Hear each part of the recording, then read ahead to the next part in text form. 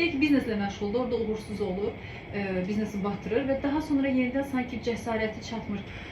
Biz nəyəsə əgər uğursuzluq deyə artıq özümüzdə formalaşmışdı bir şəkildə yaşayırıqsa, bu bizə çətinlik yaradır. Amma eyni zamanda bu bizə nəsə öyrədir və maksimal dərəcədə fikrimizi biz nə öyrəndiyimizə yönəltməliyik.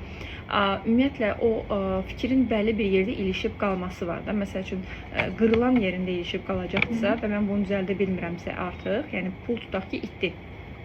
Təbii ki, ilk öncə bu araşdırılır ki, bunun geri qaytarmaq, düzəltmək, nəysə bir reabilitasiya eləmək imkanı varmı, yoxsa yox.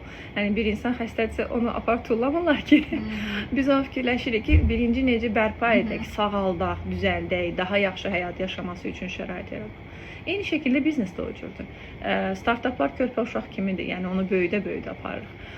Və burada əsas nüans ondan ibarətdir ki, biz zəif tərəflərini, güclü tərəflərini bilək, nəyi düzəldə bilərik, nəyi düzəldə bilmərik və mütləq şəkildə burada bir korreksiya eləməliyik.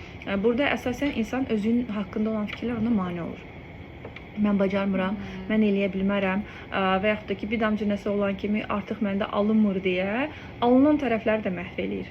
Problem buradadır. Amma insan baxanda ki, okey, uğursuz oldum, mən bunu uğursuzluq adlandırıram, bəlkə burada mən nəsə öyrəndim və düzgün şəkildə düşünəndə biz başa düşürük ki, uğursuzluq dediyimizin içindən həmişə bir uğur çıxartmaq olur.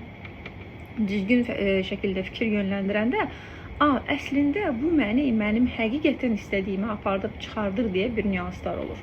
Ona görə də diqqətin hara yönəlməsindən çox şey asılıdır.